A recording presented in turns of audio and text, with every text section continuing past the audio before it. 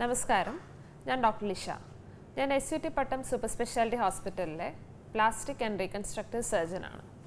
ഞാനിന്ന് നിങ്ങളോട് സംസാരിക്കാൻ പോകുന്നത് അപകടങ്ങളിൽ പ്ലാസ്റ്റിക് ആൻഡ് റീകൺസ്ട്രക്റ്റീവ് സർജറി എന്ന ബ്രാഞ്ചിന് എത്രമാത്രം പ്രാധാന്യമുണ്ട് എന്നതിനെ കുറിച്ചിട്ടാണ്.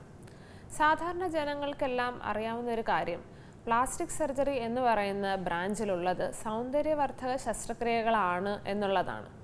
പക്ഷെ അത് മാത്രമല്ല പ്ലാസ്റ്റിക് സർജറി എന്ന് പറയുന്ന വിഭാഗത്തിലുള്ളത്. പ്ലാസ്റ്റിക് സർജറി എന്ന് പറയുന്ന വിഭാഗത്തിൽ ട്രോമ സർജറി ഉണ്ട്, റീകൺസ്ട്രക്റ്റീവ് സർജറി ഉണ്ട്. റീകൺസ്ട്രക്റ്റീവ് സർജറി എന്ന് പറയുമ്പോൾ പുനർനിർമ്മിക്കുന്ന സർജറിയാണ്. അങ്ങനെയുള്ള പുനർനിർമ്മിക്കുന്ന സർജറികളുണ്ട്.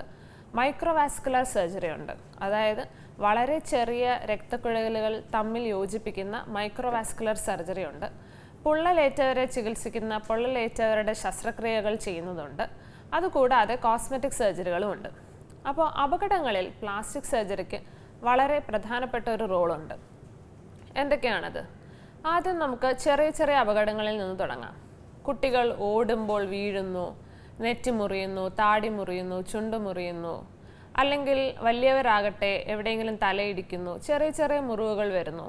ഇങ്ങനെയുള്ള ചെറിയ മുറിവുകളിൽ പ്ലാസ്റ്റിക് സർജൻ എന്തെങ്കിലും ഒരു പ്രാധാന്യമുണ്ടോ?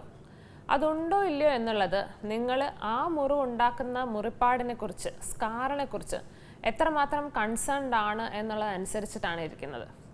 അതായത് മുഖത്തൊക്കെ വരുമ്പോൾ നമുക്ക് കാണും അധികം പാടൊന്നും വരാതെ മുറിവുകൾ ഉണങ്ങുന്നെങ്കിൽ എന്നൊരാഗ്രഹം കാണും. അപ്പോൾ അങ്ങനെ അധികം പാട് വരാതെ മുറിവ് ഉണക്കണമെന്നുണ്ടെങ്കിൽ നിങ്ങളൊരു പ്ലാസ്റ്റിക് സർജനെ സമീപിക്കുന്നതായിരിക്കും നല്ലത്. കാരണം പ്ലാസ്റ്റിക് സർജറിയിലെ ചില പ്രിൻസിപ്പിൾസ് അനുസരിച്ച് നമ്മൾ മുറിവ് സ്റ്റിച്ച് ഇടുകയാണ് എന്നുണ്ടെങ്കിൽ നമുക്ക് സ്കാറിനെ കുറയ്ക്കാൻ സാധിക്കും.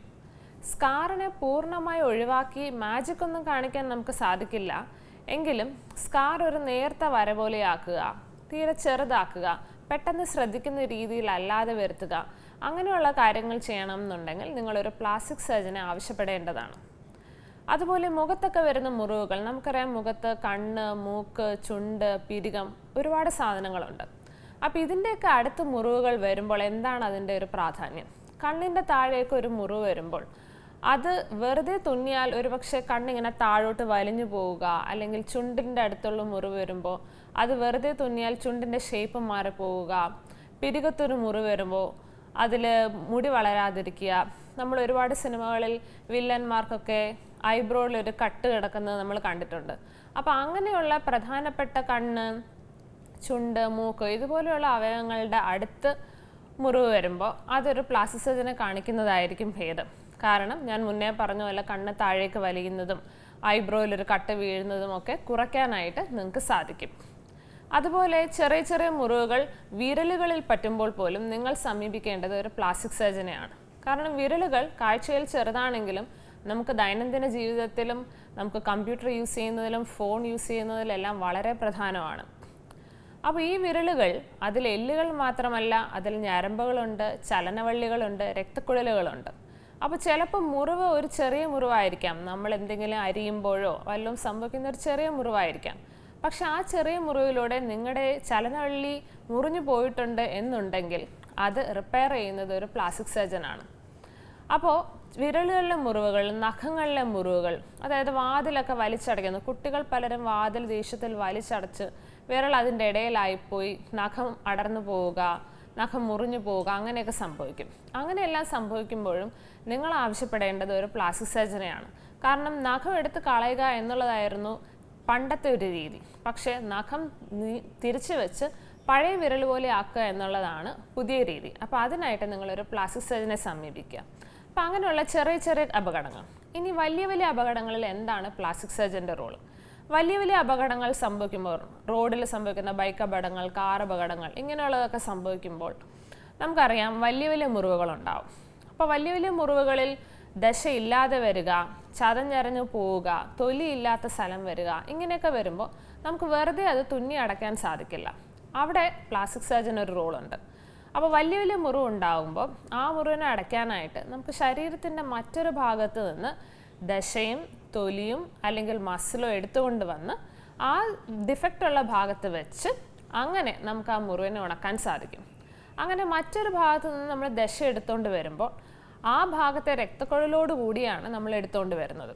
ഇപ്പോൾ കാലിലാണ് മുറിവെന്ന് വെക്കുക. നമ്മൾ മറ്റൊരു ഭാഗത്തു നിന്ന് ദശ എടുത്തുകൊണ്ട് വന്ന് കാലിലെ മുറിവിൽ വെച്ച് കാലിലെ രക്തക്കുഴലുമായിട്ട് ഈ ദശയുടെ രക്തക്കുഴൽ തുന്നിച്ചേർക്കും. അങ്ങനെ നമ്മൾ വെച്ചിരിക്കുന്ന ദശയിലേക്ക് രക്തോട്ടം വരും. അങ്ങനെയാണ് നമ്മൾ വലിയ വലിയ മുറിവുകൾ പ്ലാസ്റ്റിക് സർജറിയിലൂടെ ശരിയാക്കി എടുക്കുന്നത്. അത് ഫ്രീ ടിഷ്യൂ ട്രാൻസ്ഫർ എന്നാണ് പറയുന്നത്. അതുപോലെ വലിയ വലിയ അപകടങ്ങളിൽ എല്ലിന് പൊട്ടൽ വച്ചുക, എല്ല് പുറമെ തുറന്ന് കാണുക, എല്ലിന് മൂടിയിരുന്ന ദശയും തൊലിയും ഇല്ലാതെ വരും. അപ്പോൾ എല്ലിങ്ങനെ തുറന്ന് പുറമേക്ക് ഇട്ടേക്കാൻ നമുക്ക് സാധിക്കില്ല. അപ്പോൾ എല്ല് മൂടുന്നതിനും നമുക്ക് പ്ലാസ്റ്റിക് സർജറിയിലെ ഫ്ലാപ്പ് സർജറികൾ കൊണ്ടാണ് നമ്മൾ എല്ലിനെ മൂടുന്നത്.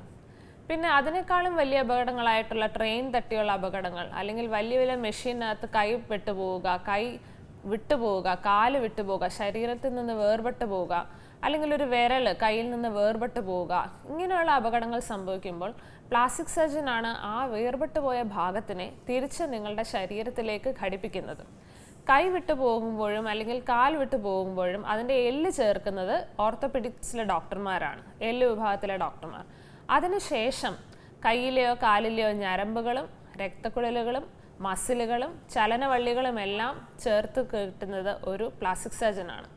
അതുപോലെ വിരൽ അടർന്നു പോകുമ്പോൾ, വിരൽ മുഴുവനായി കൈപ്പത്തിയിൽ നിന്ന് വേർപെട്ട് പോവുകയാണ് എന്നുണ്ടെങ്കിൽ അത് തിരിച്ചു വെക്കുന്ന ശസ്ത്രക്രിയ ചെയ്യുന്നതും പ്ലാസ്റ്റിക് സർജനാണ്. അപ്പോൾ നിങ്ങൾക്കിപ്പം മനസ്സിലായല്ലോ, കോസ്മെറ്റിക് സർജറി മാത്രമല്ല പ്ലാസ്റ്റിക് സർജറി എന്നുള്ളത്. അപകടങ്ങളിൽ, ട്രോമ സെൻ്ററുകളിൽ പ്ലാസ്റ്റിക് സർജൻ്റെ റോൾ ഭയങ്കര വലുതാണ്. അപ്പോൾ നിങ്ങൾക്കൊരു അപകടം പറ്റി വലിയ വലിയ മുറിവുകളൊക്കെ ഉണ്ട് എന്നുണ്ടെങ്കിൽ നിങ്ങൾ ആശുപത്രിയിലേക്ക് പോകുമ്പോൾ അത് പ്ലാസ്റ്റിക് സർജറി എന്ന് പറയുന്ന സൂപ്പർ സ്പെഷ്യാലിറ്റി വിഭാഗമുള്ള ഒരു ആശുപത്രിയിലേക്ക് പോകാനായിട്ട് ശ്രദ്ധിക്കുക. Thank you.